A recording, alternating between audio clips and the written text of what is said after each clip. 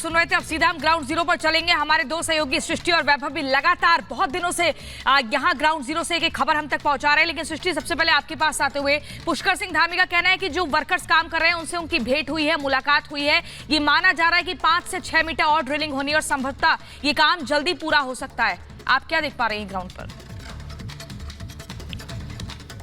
बिल्कुल प्रियंका, जैसा आपने कहा, और अभी मुख्यमंत्री पुष्कर सिंह धामी मीडिया से मुखातिब होकर गए और उन्होंने साफ तौर पर कहा, बहुत खुशी उनके चेहरे पर भी आज देखने को मिली। उन्होंने कहा कि 1 मीटर तो मेरे सामने ही बहुत आसानी के साथ में पाइप को पुश कर लिया गया है। और जो 2 पाइप का वो जिक्र कर रहे हैं उसमें से पहला पाइप आधा जा चुका है, आधा जाना बाकी है। 1 पाइप और बचेगा, 6 इंच का वो पाइप है, 5 मीटर तक अभी और जाना है। यानी कि कुल मिलाकर 52 मीटर्स बताया है मुख्यमंत्री ने, और 57 मीटर बताया जा रहा है कि 57 मीटर तक हमें पहुंचना है, तब हम ब्रेक थ्रू हासिल कर लेंगे। यानी कि आप ये मानिए कि 54 मीटर पर फूड पाइप गया था, तो 54 मीटर जाते ही आर पार मलबे से जो है वो पाइप हो जाएगा। लेकिन प्रिकॉशन के तौर पर थोड़ा आगे तक पाइप को रखा जाएगा ताकि मजदूरों को आसानी के साथ में बाहर निकाला जा सके। जैसा हमने आपको बताया था कि एनडीआरएफ की जो टीम है, वो कुछ एनडीआरएफ के जो लोग हैं वो पाइप के उस पार भी जाएंगे और उस पार भी मौजूद रहेंगे, और उनकी मदद से जो है वो उन्हें स्ट्रेचर के थ्रू बाहर निकाला जाएगा, क्योंकि ऐसी स्थिति में इतने लंबे समय के बाद वो नहीं है कि उनको क्रॉल करवाया जाए।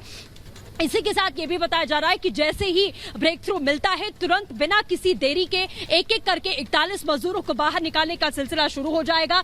एक मजदूर को निकालने में आज समझ लीजिए कि 3 से 3.5 मिनट का समय यहाँ पर लगेगा। 41 एम्बुलेंस यहाँ से लेकर और बाहर रोड तक यहाँ तैयार है। जैसे ब्रेक थ्रू मिलेगा, एम्बुलेंस को तैयार कर लिया जाएगा और सीधे यहाँ से चिलियानी सॉट जो हॉस्पिटल है, वहां पर 41 बेड पहले ही तैयार कर लिए गए थे, वहां पर ले जाया जाएगा। सभी को अंडर ऑब्जर्वेशन रखा जाएगा।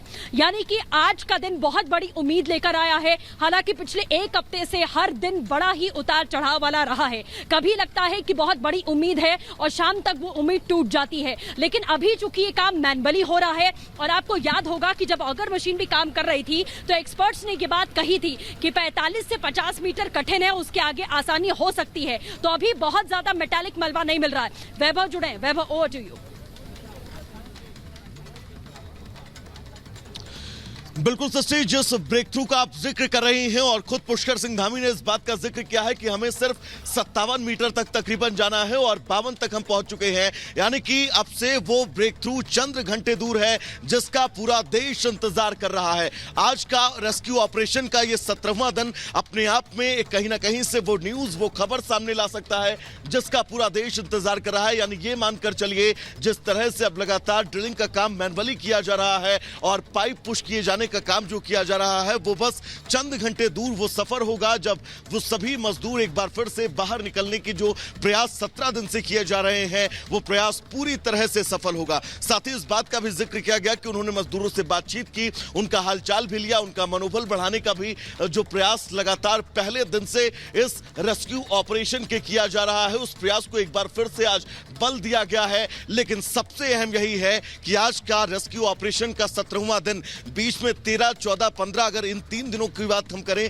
तो तमाम चुनौतियां थी। ये लगा था कि बहुत मुश्किल होगा इस रेस्क्यू ऑपरेशन में अब आगे बढ़ना। प्लान बी, प्लान सी, तमाम उन प्लानों पर काम किया जाना शुरू किया गया कि अगर प्लान ए सक्सेसफुल नहीं होता है तो हमारे पास कई और विकल्प रहे, जिन विकल्पों के सहारे हम इन तमाम श्रमिकों को बाहर निकाल सके जो अपनी सांसों की जंग लगातार इस सुरंग के अंदर लड़ रहे हैं। लेकिन अब बड़ा ब्रेक थ्रू शायद चंद घंटे दूर होगा, जिसका पूरा देश इंतजार कर रहा है।